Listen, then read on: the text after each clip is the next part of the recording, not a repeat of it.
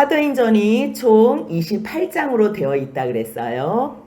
크게 베드로의 선교 사역과 바울의 선교 사역으로 나누면 1장부터 12장, 13장부터 28장까지 나눌 수 있다고 했어요. 하지만 또 그 구분을 예수님께서 말씀하신 대로 오직 성령이 너에게 임하시면 너희가 권능을 받고 예루살렘과 온 유대와 사마리아와 땅끝까지 이르러 내 증인이 되리라고 말씀하신 그 말씀으로 자르면요, 1장부터 7장까지는 예루살렘에서 하나님의 말씀이 흥황하여진 이야기고요, 8장부터 12장까지는 온 유대와 사마리아까지, 그리고 이방 선교를 준비하는 과정이고요, 그리고 13장부터 28장까지는 바울의 선교를 중심으로 1차, 2차, 3차를 선교하면서 마지막에 로마 선교까지 준비하는 것이 사도행전 전체의 내용이에요.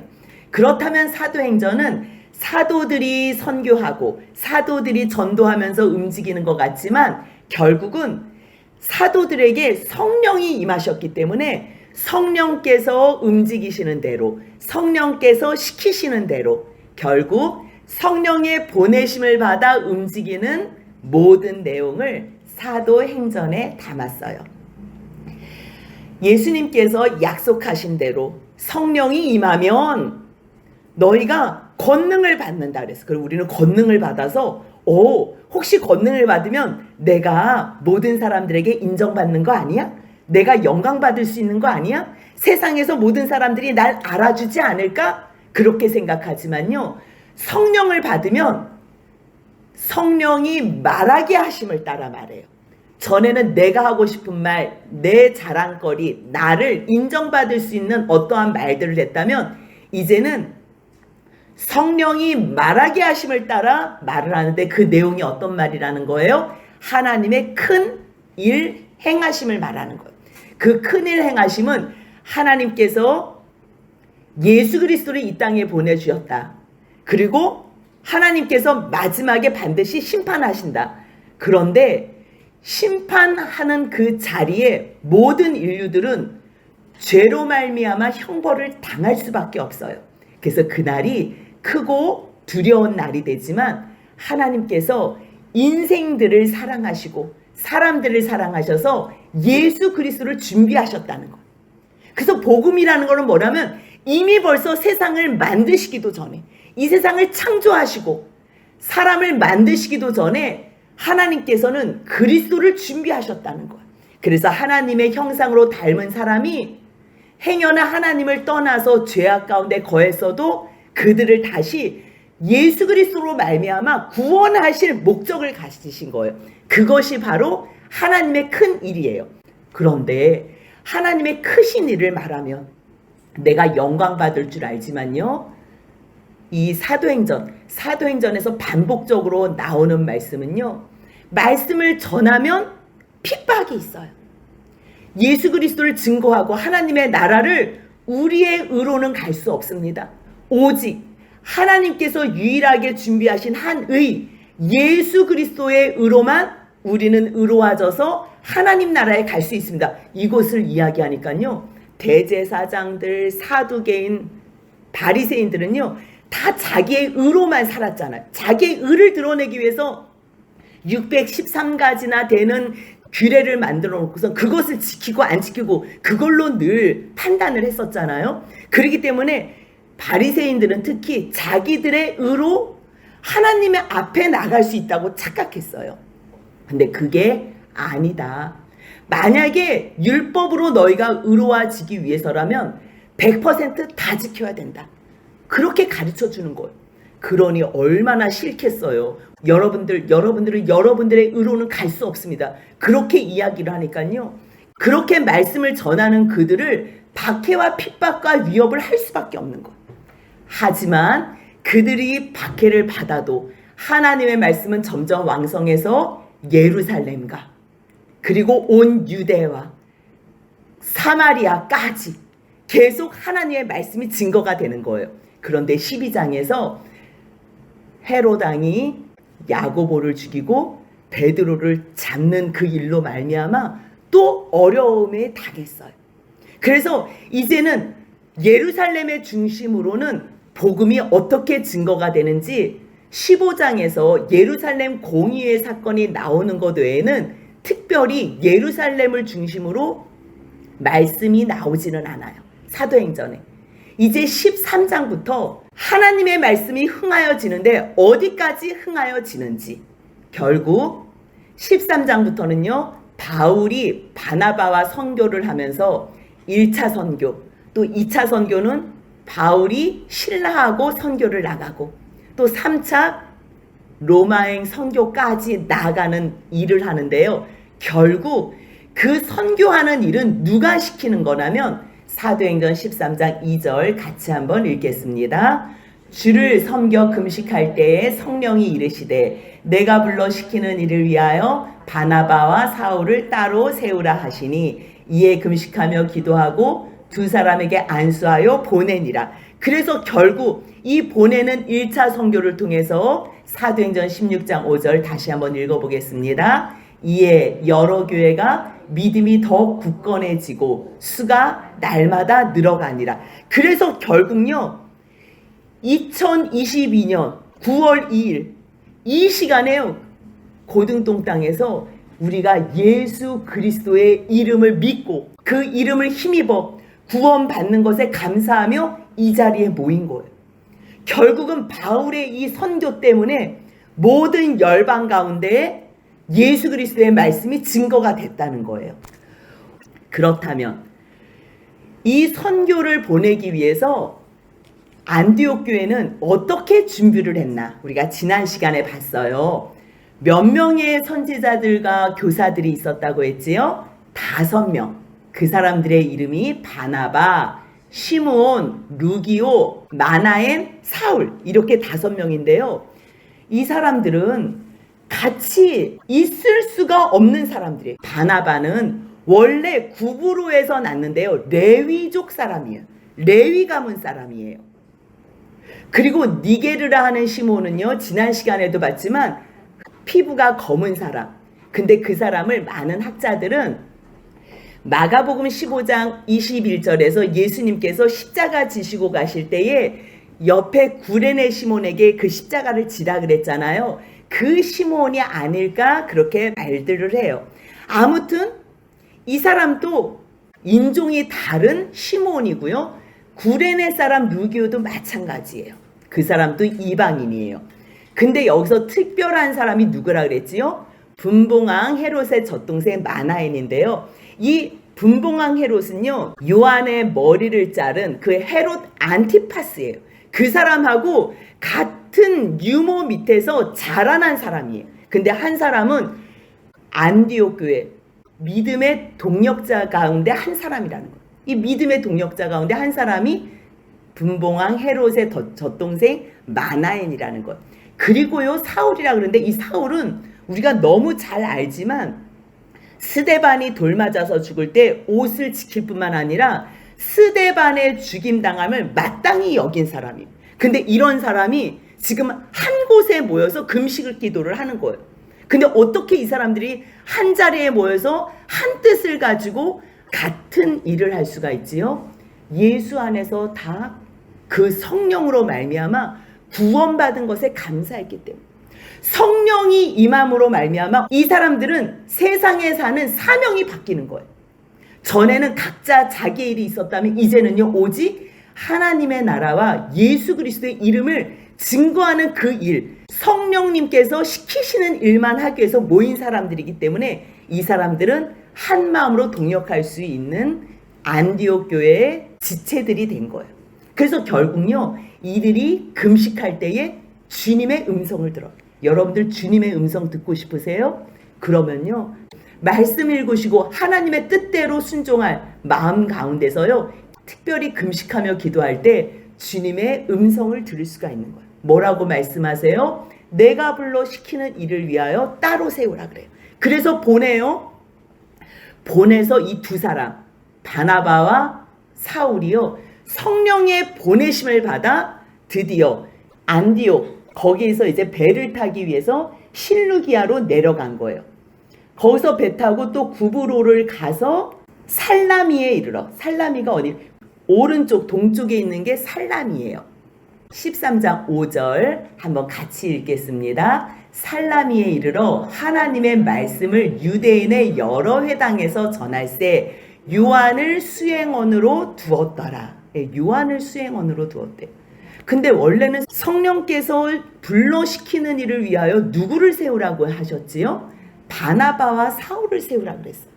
그러면 둘만 가면 되는데요. 예루살렘 교회에 가서 요한을 데리고 왔잖아요. 마가라는 요한을 데려왔기 때문에 마가가 옆에 있으면 같이 도와주고 동력하고 너무 좋을 거라고 생각했어요. 그래서 요한, 마가 요한도 수행원으로 따라간 거예요. 특별히 바나바는 삼촌뻘이기 때문에 바나바 삼촌하고 같이 가는 이 선교여행은 요한에게도 기대가 있었어요. 그래서 함께 동참했는데요. 바울과 바나바가 간 곳이 어디냐면요, 유대인의 여러 회당이.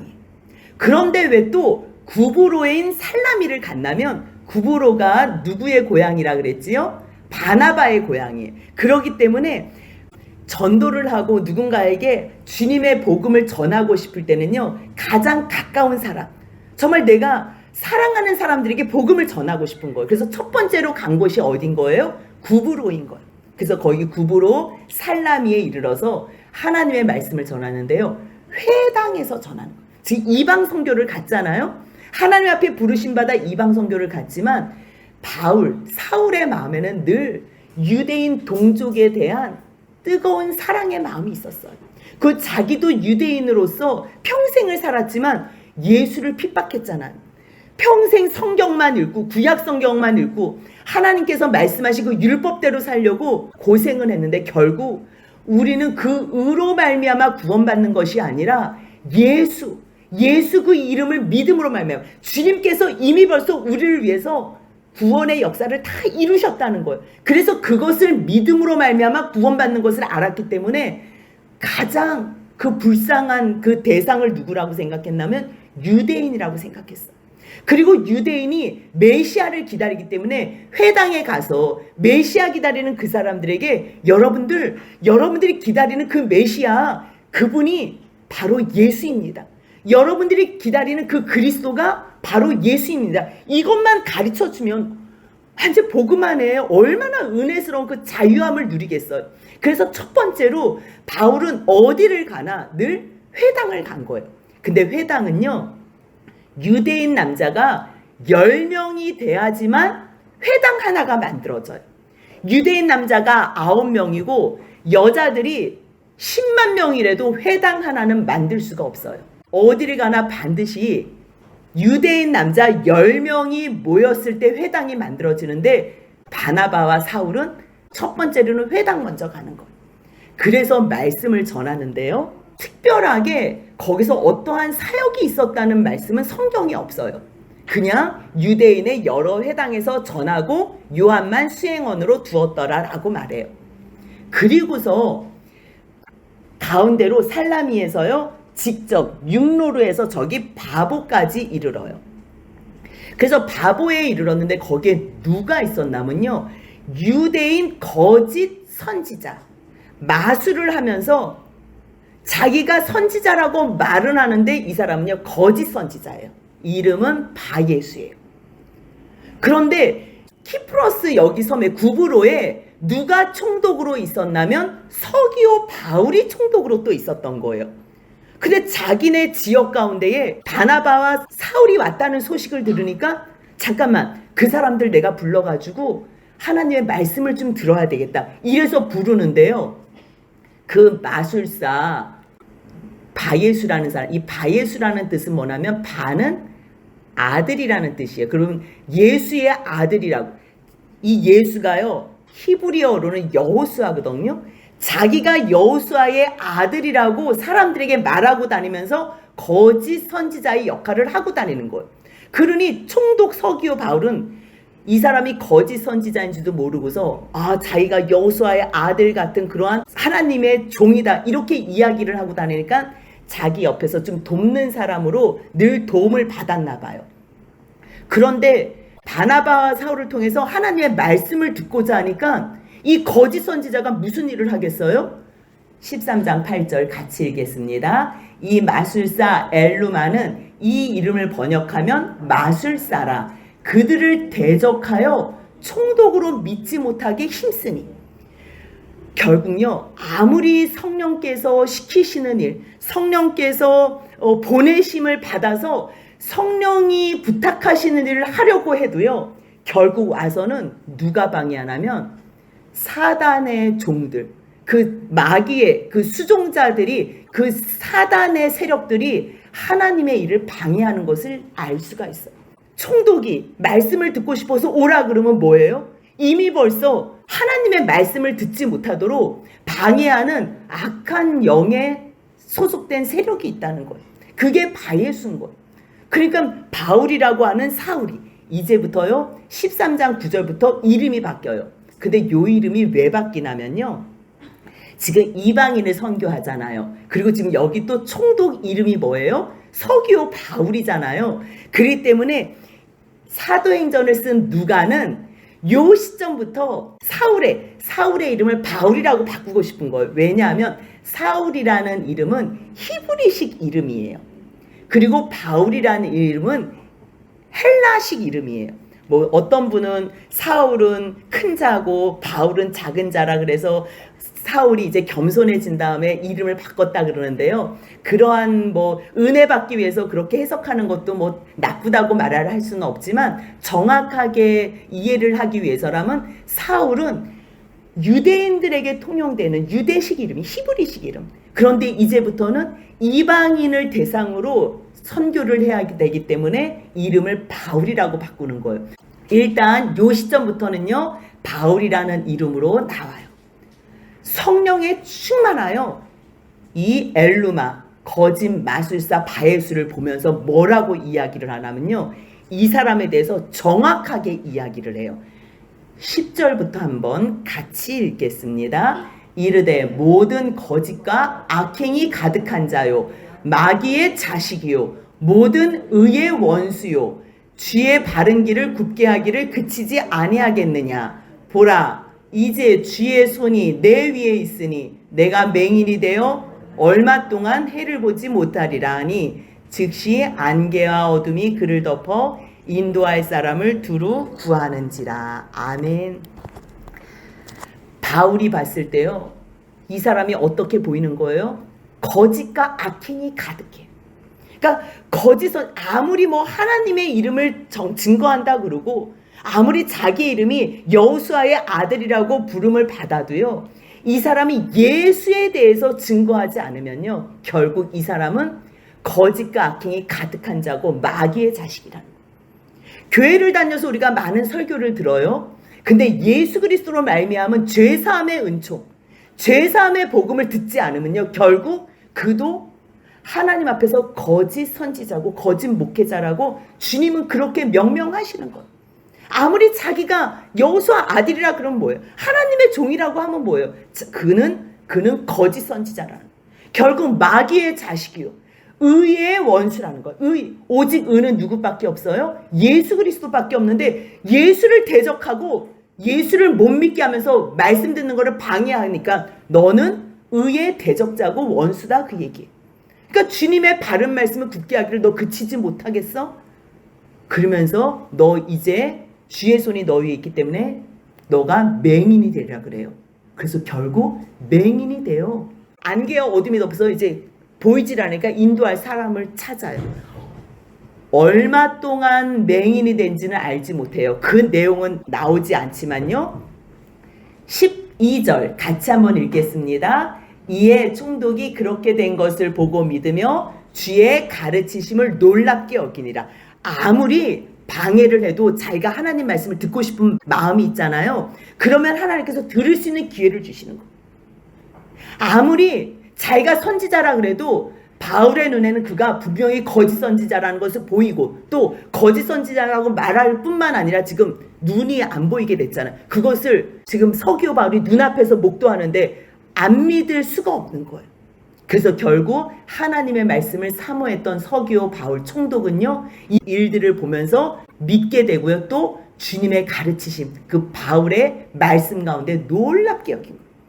사실 우리가 맹인이 된 걸 더 놀랍게 여길 수 있거든요. 근데 여기는요, 그렇게 된 것을 보고 믿는 도구로만 사용했지 결국 예수 그리스도의 말씀, 그것으로 놀라서 믿게 되는 거예요. 그래서 바보에서 서기오 바울을 예수 믿게 한 그 사역을 한 후에 어디로 가요? 13절 같이 읽겠습니다. 바울과 및 동행하는 사람들이 바보에서 배 타고 밤빌리아에 있는 버가에 이르니 요한은 그들에게서 떠나 예루살렘으로 돌아가고, 아니 잘 같이 여기까지 있다가 밤빌리아에 있는 버가에 이른 거예요. 여기 버가에 가는 길이 굉장히 험한가 봐요. 그래서 요한이 이 선교 여행을 지속적으로 할 수가 없는 거예요. 성경에는 요한이 떠난 이유가 나오지 않지만 2차 선교 때에 요한이 이렇게 돌아간 일로 말미암아 바울은 다시는 요한하고 함께 선교하지 않겠다 그래요. 바나바는 조카니까 이번에 마가 또 데리고 가자 그러는데, 하나님께서 시키시는 일을 함께 하고자 하지 않는 마가하고는 같이 동행할 수 없다 그래서 그때부터 2차 선교 때부터 바나바하고 나뉘어져요. 그러니까 아무튼 요한은요, 마가의 다락방을 내줄 만큼 잘 살았던 금수저라고 생각하면 될 거예요. 그러니 고생 한번 안 해봤는데 생각보다 너무 어려웠던 거예요. 그래서 결국 마가 요한은 예루살렘으로 돌아가는 그 시점이 저기 버가라는 거예요. 일단 마가가 돌아간 다음에 바나바와 바울은 버가에서 더 나가서 이제 비시디아 안디옥, 제일 위쪽 왼쪽 있지요? 저기까지 나가요. 그런데 처음에 선교 파송한 데도 안디옥이에요. 거기는 수리아 안디옥이라 그러고요. 왼쪽 위에 있는 지금 1차 선교 때 가는 안디옥은요, 비시디아 안디옥이라 그래요. 근데 왜 이렇게 잠깐만 안디옥 이름이 맞나 우리가 궁금할 수 있는데요. 안티파스라는 이름이 헤롯 왕 이름이잖아요. 그러니까 자기가 가는 곳에 자기 이름으로 지역 이름을 만들고 싶었던 거예요. 그래서 수리아도 자기 이름을 따서 수리아 안디옥, 비시디아도 비시디아 안디옥이라 그렇게 명명했다는 거 기억하시면 되고요. 결국 그들이요, 비시디아 안디옥에 이르러요, 이제 말씀을 전하는데 거기에 또 어디를 가겠어요? 또 회당을 가는 거예요. 안식일에는 늘 회당에 많은 사람들이 모이는데요. 거기에서 율법과 선지자의 글을 읽은 후에 거기에서 그곳에서 이제 회당장들이 사람을 보내요. 이제 묻는 거예요. 와, 형제들아, 너희 할 말 있어? 혹시 백성들에게 권할 말 있으면 일어나서 이야기해. 그러니까 그때부터 바울이 일어나서 설교하는 내용. 16절부터요. 바울이 일어나서 손짓하며 말하면 뭐라고 이야기해요? 이스라엘 사람들아, 하나님을 경외하는 사람들아, 들으라 그래요. 그래서 17절부터 41절까지 설교의 내용이 나와요. 그 설교를 잠깐 볼 거예요. 17절부터 22절까지는요, 이스라엘에 대한 역사를 얘기해요. 뭐라고요? 너희 지금 여기서 성경 읽고 있지? 이 얘기랑 지금 성경을 읽고 있잖아요. 근데 너희들이 다 아는 그 역사를 이야기해 주는 거예요. 하나님께서 이스라엘을 택하셨다는 거지. 택하셨을 뿐만 아니라 그들을 애굽 땅에서 높여서 큰 권능으로 구원해 내셨다는 거예요. 구원해 내셨을 뿐만 아니라 그들이 하나님을 40년 동안 반역함에도 불구하고 40년 동안 그들의 소행을 참으시고 가나안 땅 7족속을 멸하시고 그들에게 약속한 그 땅을 그대로 주시고 또 사무엘 때까지 사사를 주시고, 사사를 주신 것이 부족해서 그들이 우리에게도 왕을 달라 이야기하는 그들에게 하나님께서는 왕을 주셔서 첫 번째 왕으로 누굴 주셨다는 거예요? 베냐민 지파 사람 기스의 아들 사울을 40년간 준 거예요. 그런데 하나님은 사울을 패하시고 다윗을 세우셨는데 다윗에게 약속한 것이 있다는 거예요. 뭘 약속해요? 22절 같이 있습니다. 다윗을 왕으로 세우시고 증언하여 이르시되 내가 이새의 아들 다윗을 만나니 내 마음에 맞는 사람이라 내 뜻을 다 이루리라 하시니. 왜 하나님의 마음에 합한 사람이냐면 다윗은 하나님의 뜻을 다 이루어드린 거예요. 내가 너를 위해서 성전을 지어줄 거야. 그래서 그 성전으로 오신 분이 누구라는 거예요? 예수 그리스도라는 거예요. 그래서 결국 다윗을 통해서 하나님의 뜻을 이루어줬다는 그 이야기를요, 23절부터 26절까지 약속하신 그 예수 그리스도가 오셨다. 다윗에게 약속하신 그 구주, 그 말씀이요, 하나님이 약속하신 대로 다윗의 후손 가운데에 그리스도 메시아를 세우셨는데 바로 그가 곧 예수라는 거예요. 그래서 그분이 오셨는데 오셔서 너희가 다 알고 있는 세례 요한, 그 세례 요한이 예수를 증거하지 않았냐? 세례 요한이 예수님보다 먼저 오셔서 회개의 세례를 선포했다는 거예요. 그리고 사람들이 당신이 오실 그 메시아입니까? 그렇게 이야기했을 때 뭐라고 얘기했다는 거예요? 25절 같이 있습니다. 요한이 그 달려갈 길을 마칠 때에 말하되 너희가 나를 누구로 생각하느냐? 나는 그리스도가 아니라 내 뒤에 오시는 이가 있으니 나는 그 발의 신발끈을 풀기도 감당하지 못하리라 하셨으니, 세례 요한이 선포한 그 예수가 하나님께서 아브라함의 후손으로 너희 가운데 구원의 메시아로 보내신 그 예수라는 거예요. 그 말씀을 하시는 거예요. 그런데 27절부터 31절까지는 너희가 그 예수를 알아보지 못해서 죽였다. 너희 지금 여기 모여서 뭐 하고 있니? 여러분들 여기 회당에 모여서 뭐 하고 계세요? 지금 구약 성경 읽지요. 근데 구약 성경은 전체가 누구에 대한 말씀이라 그랬어요? 예수에 대한 말씀이에요. 예수에 대한. 그래서 매일 와가지고 성경은 외워. 안식일마다 매번 성경을 외우고 선지자들의 말한 거를 외우는데 너희들이 그 말을 알지 못해서 결국 예수를 정죄하고 선지자들이 말씀하신 대로, 예언하신 대로 그 예수를 죽였다는 거예요. 죽일 죄를 하나도 찾지도 못했는데 빌라도에게 죽여달라 그래서 결국 말씀하신 대로, 예언하신 대로 그 예수를 죽였다는 거예요. 무덤에 두었으나 13장 30절 같이 읽겠습니다. 하나님이 죽은 자 가운데서 그를 살리신지라. 성경이 그대로 응했다는 말을 하는 거예요. 너희가 죽여 예수님을 다시 살렸다는 거예요. 그리고 예수님이 여러 날 40일 동안 보여주시고 나타냈다는 거지. 그들이 이제 백성 앞에서 그래서 예수의 증인이 됐다는 거예요. 예수님이 보이셨으니 당연히 죽으셨다 살아나시고 내 증인이라는 말씀하시니 이제는 증인이 될 수밖에 없었다는 얘기를 하는 거예요. 그런데 그들뿐만 아니라 우리도 조상들에게 주신 약속을 너에게 전파하기 위해서 지금 여기에 왔는데 너희 시편 말씀 잘 알지요? 이런 거예요. 시편 말씀 잘 알죠? 그러면서 시편 2편 7절 말씀을 인용해서요. 너는 내 아들이라 오늘 너를 낳았다. 이렇게 말을 하는 거예요. 그러니까 회당에 모인 사람들은 매일 말씀을 거의 외우거든요. 어떤 말씀이나 다 알아요.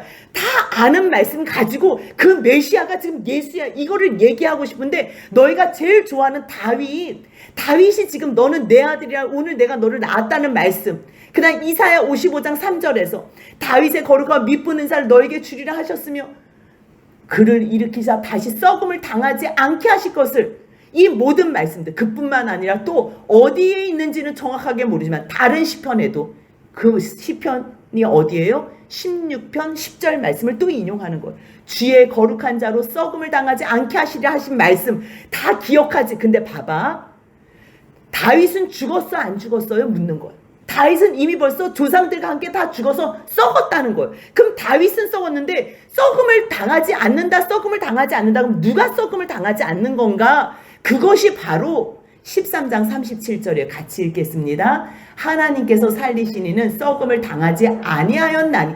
하나님께서 살리시니가 썩음을 당하지 않았다는 거예요. 다윗이 그렇게 시편에서 고백은 했지만 다윗이 죽지 않은 게 아니라 예수 그리스도가 다시 부활하셔서 결국 다윗도 예수 그리스도 안에서 부활을 한다는 것을 이야기하는 거예요. 그래서 너희가 알아야 될 것은 38절이에요. 같이 한번 읽겠습니다. 그러므로 형제들아 너희가 알 것은 이 사람을 힘입어 죄사함을 너에게 전하는 이것이라는 것. 죄사함을 받으라는 것. 죄사함. 시편의 말씀을 통해서, 모세의 말씀을 통해서, 하박국의 말씀을 통해서 또 말씀하시고 또 말씀하시는 또. 그런데 다 말씀을 들은 다음에요, 사람들이 다음 안식일에도 또 말씀해 주세요 그래요. 그러면서 막 바나바하고 바울을 막 쫓아다니는 거예요. 정말 말씀을 또 듣고 싶어요, 또 듣고 싶어요. 그러니까 이 두 사도가 자기한테 집중하지 못하게 하고요, 바로 뭐라 그러면 하나님의 은혜가 항상 여러분들 가운데 있기를 권합니다. 그렇게 얘기하고요, 다음 안식일에 또 나와요. 근데 그 다음 안식일에 얼마나 많은 사람들이 모이냐면요, 44절 보니까요, 온 시민이 거의 다, 와, 비시디아 안디옥에 있는 온 시민이 거의 다 왜 나왔대요? 뭐하러 나왔대요? 하나님의 말씀을 듣고자 나왔대요. 그러한 말씀이 이제 진행이 되는데, 하나님의 말씀이 흥황할 때 또 어떠한 사건이 있나? 유대인들은 또 막 시기하고 그 내용이 또 나와요. 그럼에도 불구하고 바울이 이 1차 선교를 은혜 가운데 다 마침으로 말미암아 52절 같이 한번 읽겠습니다. 제자들은 기쁨과 성령이 충만함으로 이제 이디온으로 가는 내용이에요. 전체 한번 이렇게 봤어요. 다음 주에도 우리가 잠깐 볼 거지만, 하나님께서 시키시는 일을 성령께서 보내세요. 시키시는 일을 하려고 보내심을 받아요. 그럼에도 불구하고 늘 사단의 방해는 있다는 거. 외부적으로 사단의 방해가 있지만요, 더 중요한 문제는 뭐냐면요, 내 안에서 성령께서 나를 보내셨다는 것을 알면 바나바와 사울처럼 어려워도 끝까지 선교 여행을 마쳐요. 하지만 마가라는 요한은요, 성령께서 보내셨다는 생각도 없고 그냥 돕고자 왔을 때는요, 아무리 도울 생각이 있어도 이게 인간적인 생각이기 때문에 성령께서 자기를 보냈다는 확신이 없으면요, 아무 때나 그 자리를 이탈해 나간다는 것. 아무 때나 돌아가서 그 공동체를 와해시키는 사람이 될 수 있다는 것. 처음에는 아무리 의도가 좋아도요, 정말 내가 이곳을 왜 가나? 내가 여기에 사람 때문에 오나?